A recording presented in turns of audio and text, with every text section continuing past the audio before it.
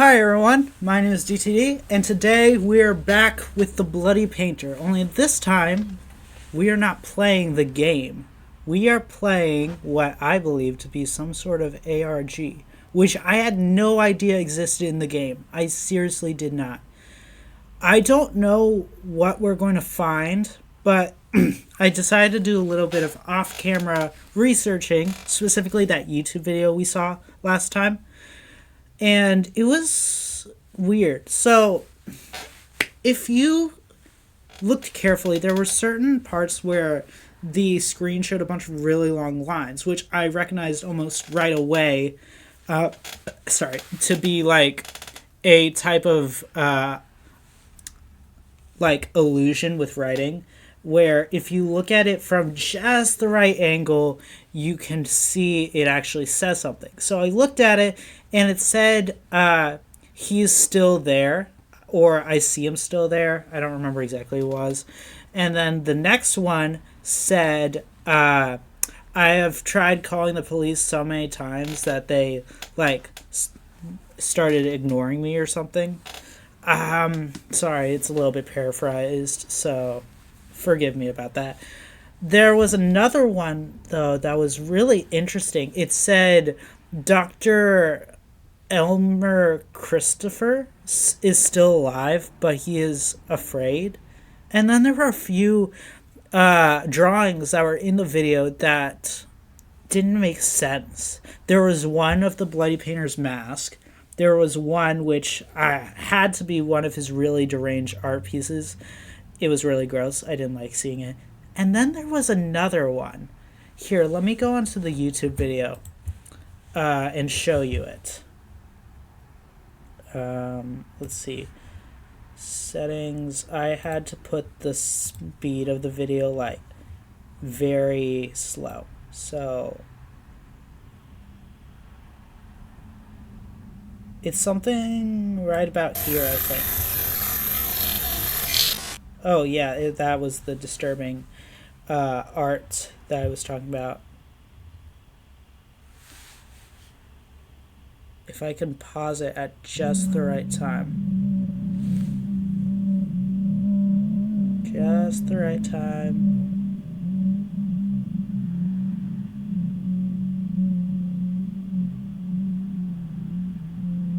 There we go. This is weird. I'm not sure. Obviously, one of them is easy. This has to be the Bloody Painter, the mask and the little thing. But what are these? And what does the 22 mean?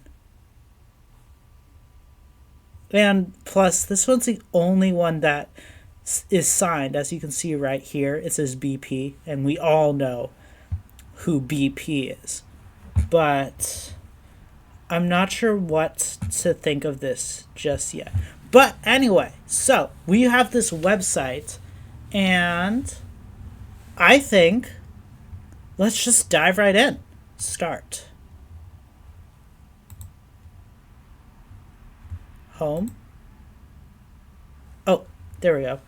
Bloody Painter, creepypasta. It's all in Japanese. History. What's this? See, look, Judge Angels and the puppeteer Tom Phil. What is all this? I wish I could read it. Hold on, wait.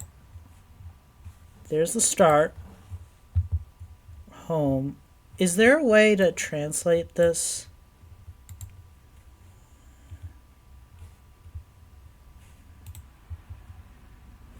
Okay, there we go. The Bloody Painter is a virtual killer classified under the Creepypasta Project. This character was created in 2013, and the whole story is 3 stories. And the original story was written by Diluc. Oh, I didn't know they actually created the Bloody Painter. With the popularity of the story characters, many related works have been derived. I didn't know the creator of the game actually made the Bloody Painter. Okay, event setting. The main character in the story, The Bloody Painter, is a young man named Helen Otis. On the night of October 30th, 1994, he massacred 17 students and was arrested at his home the next day at the age of 14. He was transferred to the local Judicial Psychiatric Hospital for treatment, where he left on 10th on March 10th, 2001, after 7 years of treatment. After being discharged from the hospital, he committed several kidnapping and murder cases in 2003, and his whereabouts have not been known since.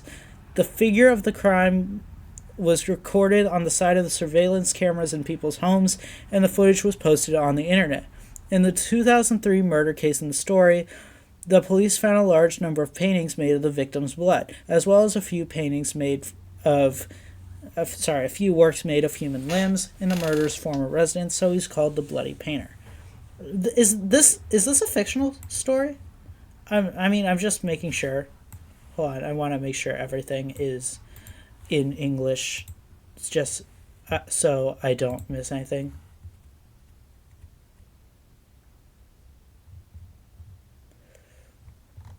Okay. Next. Character background. The childhood of the perpetrator is spent under the high expectation and control of his parents. He was raised as a daughter by his parents during his childhood only because his parents wanted to have a daughter instead of a son, like I said. Not only did he use his name as a woman, but he also dressed him as a woman. He, I think, is trying to refer to his parents. Remember, it's translated from Japanese to, or whatever it is, to English. It wasn't until he was 6 years old that he had to start going to school, fearing it would attract the attention of the school authorities, that his parents began to dress him up masculinely. In such a growing environment, he was overly depressed. When he was 14 years old, a male classmate of the perpetrator fell to his death, and some witnesses pointed out that the perpetrator pushed him down. And finally, he was not prosecuted due to insignificant direct evidence. In case you're not following, people thought that he killed one of his classmates, so yeah. He then carried out a massacre in a student dormitory on October 30th of the same year, killing 17 and wounding 5. On November 15th, a jury found the suspect to be seriously mentally ill at the time of the crime and transferred him to a psychiatric hospital for treatment. After 7 years of treatment, the adult male was discharged from the hospital and embarked on the road to reintegrating into society. Committed murder 2 years after being discharged from the hospital, and then disappeared.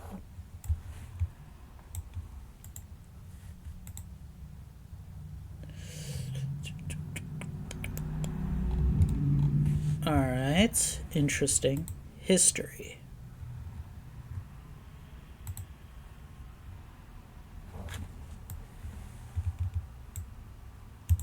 Oh, oops. Translate to English. Here are all the official plots sorted out for you according to the creation time. Read the following list will make it easier to understand the relationship between the characters and the plot. I've seen all of these. It's equivalent to making up for the complete setting. Bloody Painter, and you don't know where to start. Important plot or setting map will be marked with a star in front. Most of the things that are not added are funny, interactive, small theaters or side canons and articles. Color-coded. This work is a related interactive plot between BP and which main character. The colors are organized as following. Judge Angel's The Puppeteer, Tom, Phil, Angel of Judgment,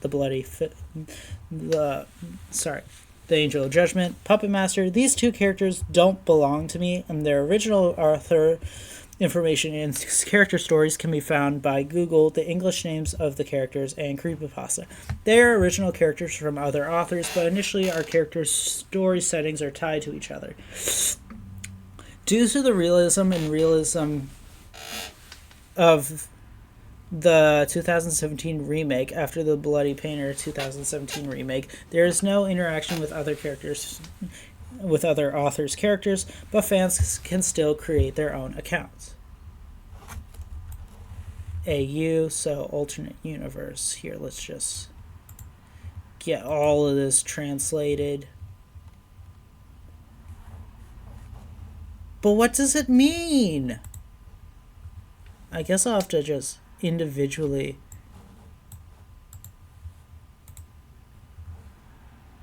Come on! Translate. Dang it.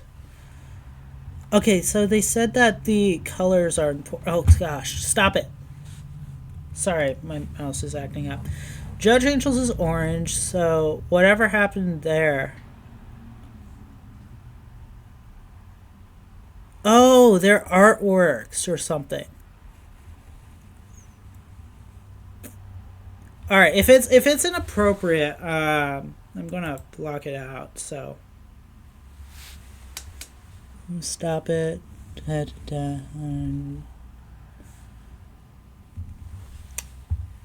Okay. All right, so I don't think this has a point. So.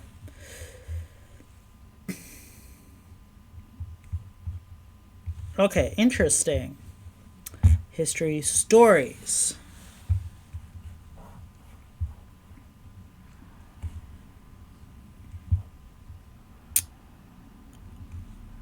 All right. Oh, what are all these images?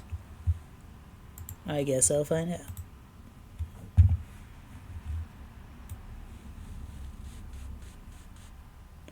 Okay.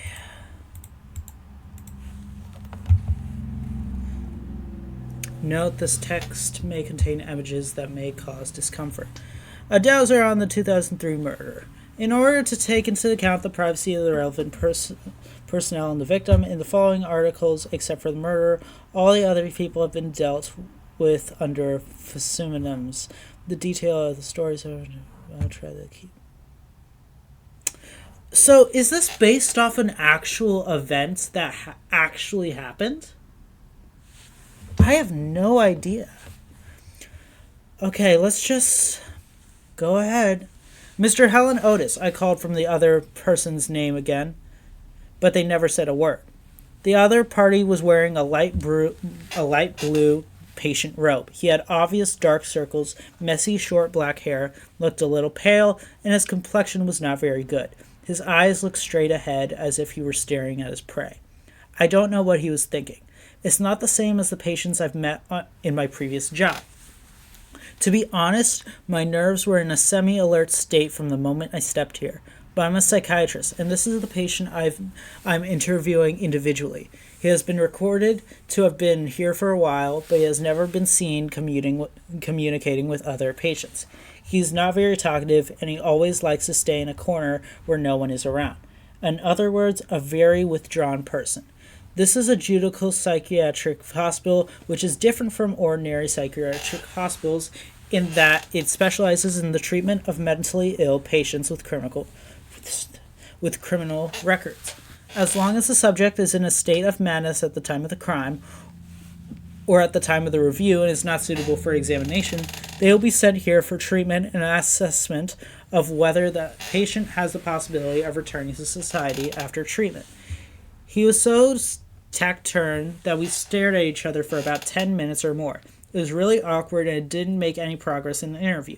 I thought I had to do something about it first. Do you recognize this? I pulled out a photograph of a pair of black-rimmed glasses that had fallen on the Absol Road, taken at the scene of the crime about him. The other person stared at the photo for a long time, and just when I thought it was useless, he said, "This is my best friend's thing." He said slowly in a steady tone, without inhibition or frustration. "Do you want to talk?" I finished speaking, but the other party stared at me silently. As a doctor, you usually have to be patient with your patients. But I could feel the air condensing, and I stared at the boy. He's a kid, and he probably doesn't know what he's doing. I want to help him. I know I can do something. So I opened my mouth again. Nothing has progressed since you've been here. If you can talk about anything, please. After I finished speaking, the other party sighed as if he had unloaded his heart a little. It's a long story. This story is about a child who is always quiet in the class and is framed for stealing the watch of a popular person in the class, and then in exchange for group bullying. He became friends with a classmate named Tom, but later found out that it was his friend who framed him, and after the two of them pushed on the top floor, Tom accidentally fell to his death, and the glasses in the photo fell when he fell from the building. I tried to save him, pull him up, and keep him from falling off the building, but he let go of my hand, and I don't know what he thought. When he finished speaking, he looked down at his interlocked fingers, as if pondering something, looking a little agitated, and his tone was annoyed.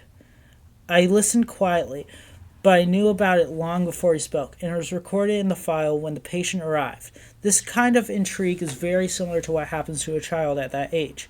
School is a microcosmos of society, and usually after time, this kind of thing becomes a thing of the past and is forgotten.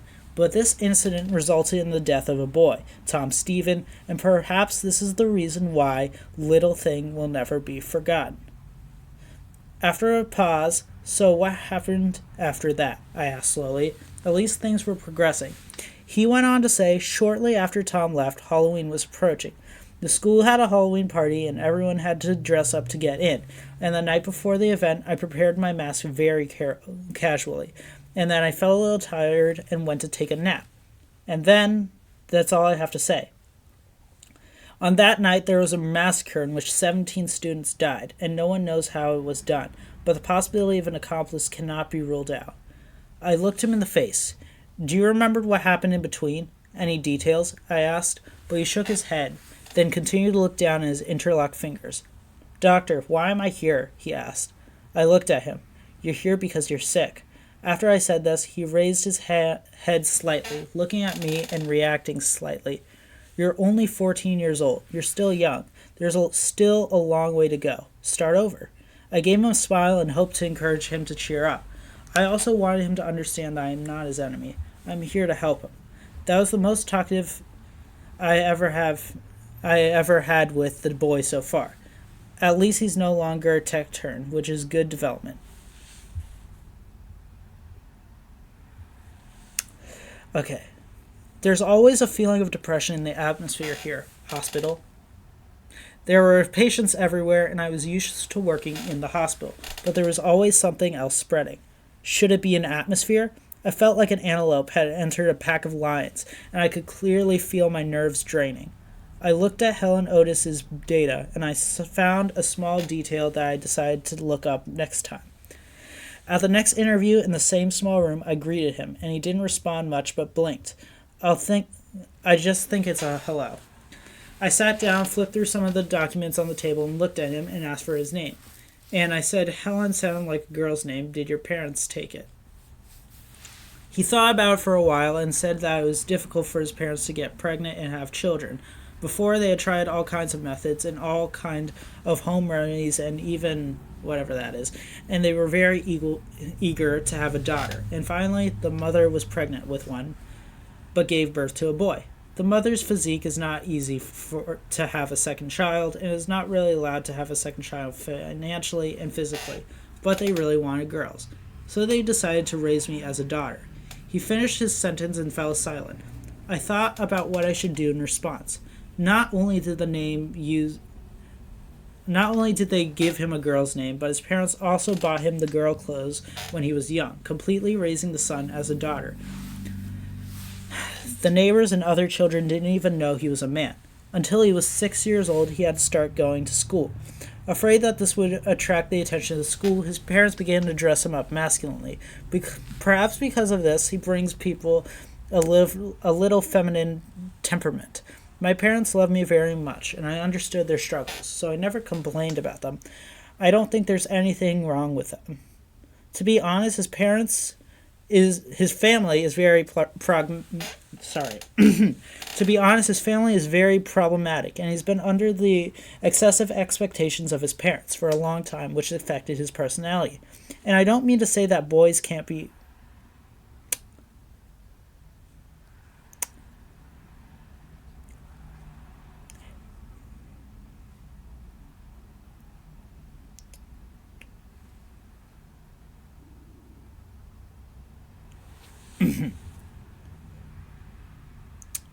Since then, he's been doing very well in the hospital, although he rarely interacts with the hospital staff or other patients, but he's very polite in words and deeds.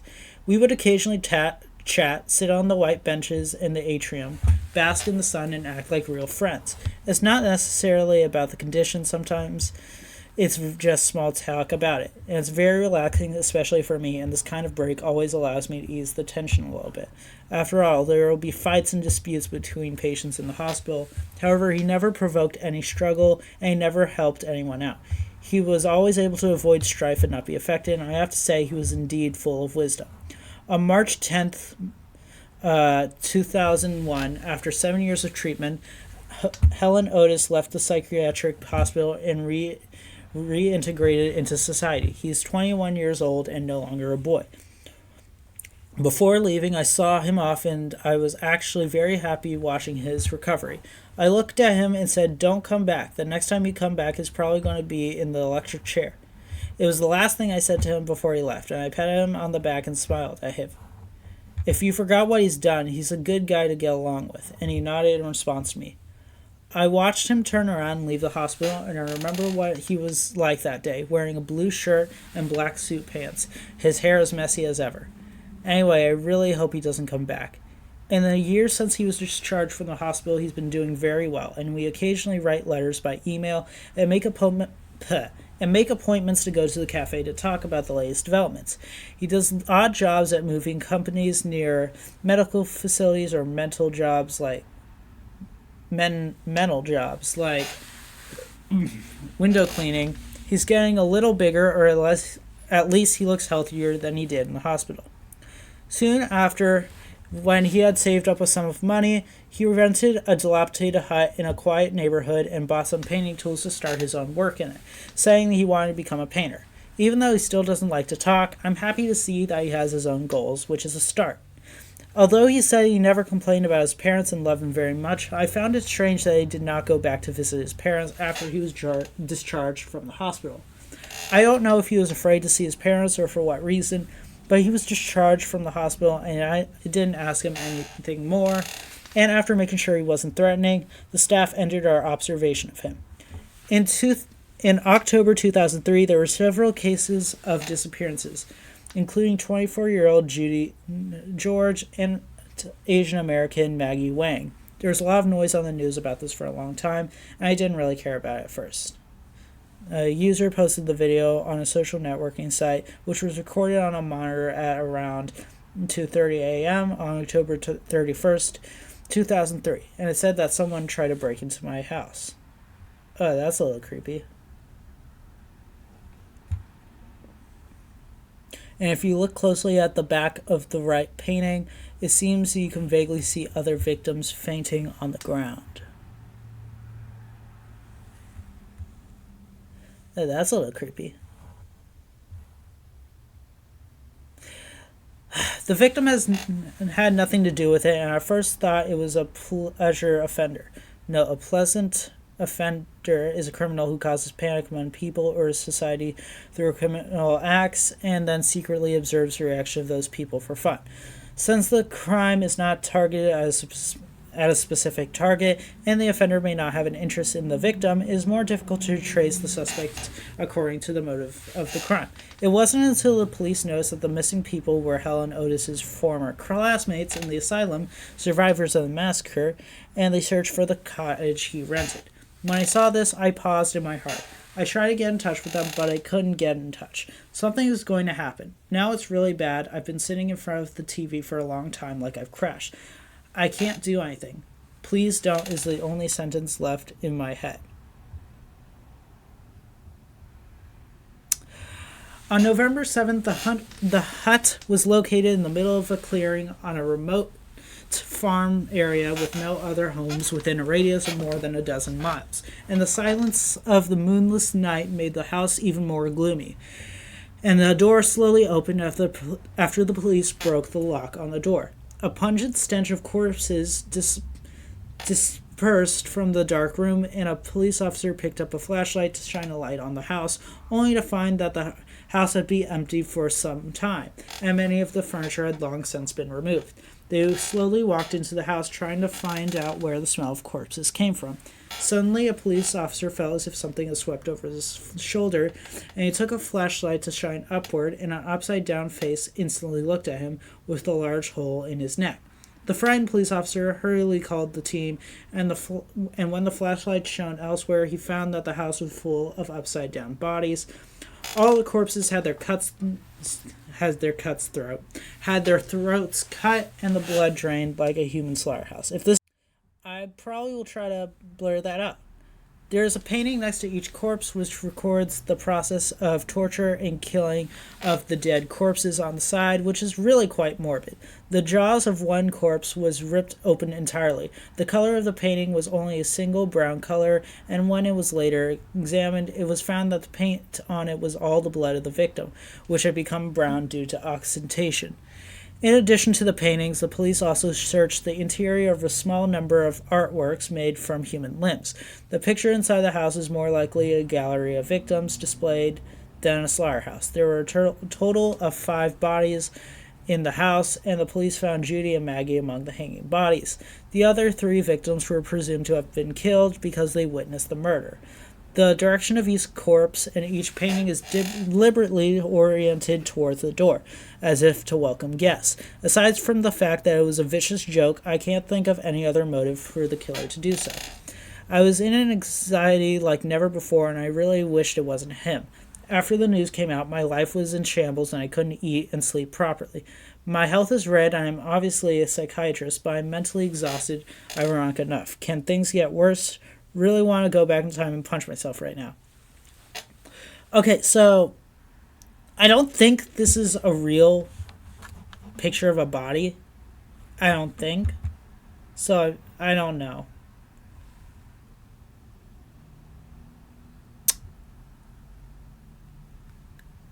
If it is, then I'll blur it out. I was notified and interrogated after seeing the news. They asked me for patient data, and I told them everything I knew. The police didn't see me very well, and I confessed that I was really sad since the news came out. I really thought he was a good boy. He just went the wrong way, and I thought I could help him. The police found a letter on the desk of the owner of the house, and he told me to calm down after reading it, which was letter to me. I cautiously handed the photo book from the other person's hand, and the police received other information and left. I stared at that letter. Should I read it or not? I really felt like my nerves were crumbling right now, but it's possible that I can find clues in it. Sitting in a chair in the living room, I stared at the letter for an unknown amount of time. I took it apart anyway and started reading it. Doctor, I remember it all, the moment I saw the mask. On that night 7 years ago, the night before Halloween, I couldn't sleep anymore. Everything that was going on like a needle poking my back, and I felt like I had to do something. And then it happened. I threw my electric hairdryer at the student bathroom where there were so many people. I gouged out their eyes with a fork, tearing someone's jaw open and attacking all the lonely people in the student dormitory. There are some details I still can't remember, and I did what I could do at the time. When everything was quiet, I lay down in the disgusting mess and fell asleep. Then when I opened my eyes next time, I'll see you. You said I would be here because I was sick. I must be sick now, but I've never felt so calm. This disease perhaps is fine for me.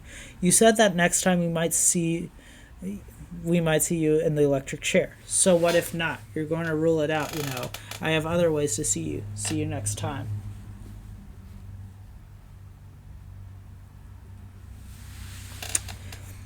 After reading it, my mind was blank for a long time. What? What did he say? I stared at the last sentence over and over again, and it sent chills down my spine.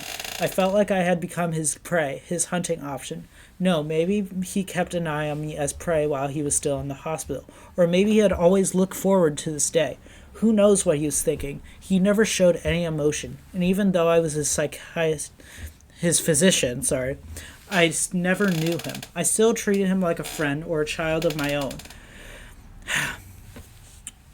The scene of chatting with him flashed in my mind what was real and what was fake. How could I be so idiotic as to forget the rules of the hospital? Those who go there are not good people. The police had not caught him so far, and there's no direct evidence and no way to protect my life. Before he was arrested, his life was like a ticking time bomb. I didn't know when he would come back. I didn't know what he would do, and the worst case scenario was to kill me. I don't know when the worst will happen. I'm writing these records because I think at least if something happens, I won't be so dead. I lived alone, which was not good for me, and I began to be overly sensitive to the changes in the proximity of my home. I treated Helen Otis as if he were a child who had gone down the wrong path, as if he were an adult child. But since reading that letter, the child I thought was the least threatening in the hospital was directly threatening my life. This pulled me out of the lie that I chose to ignore, that the other person was a criminal. In front of him, he is not a teenager who had gone the wrong way, but a real criminal. It made me face up to the fact that he was a criminal. In the past, the young man with good conduct may have just been his acting skills. The joy of the patient's recovery seemed to be my own fantasy. I don't know what to make of this patient or how things are going to go next. Hope all is well. I just heard the sound of the deeply locked door of my house being opened. This article was found in a notebook in Dr. Elmer Christopher's bookcase with some news clippings of the news. He has already moved when he was found, and the article was posted on social media by the next owner. So, Dr. Elmer Christopher was the dude that the YouTube video mentioned. This is some sketches, wanted poster. Okay. Interesting. By the way, that was not a real body. I just panicked for a second because I thought, it was a real body. And so there's one more thing. There was a Google Doc drive. Let's see, where is it? Yes. Dr. Elmer Christopher's notebook. So this was part of the video that I found. Okay, let's see, information on his mother, Molly Ellerson, is the...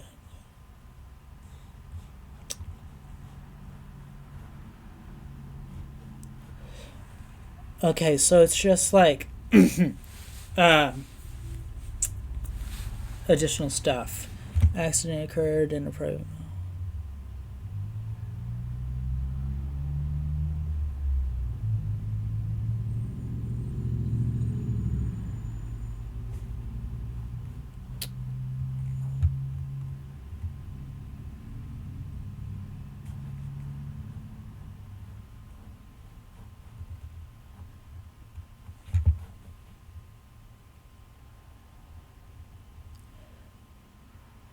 Okay.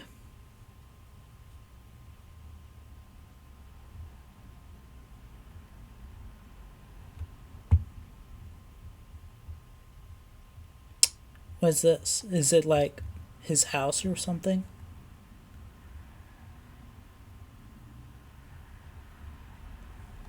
All right.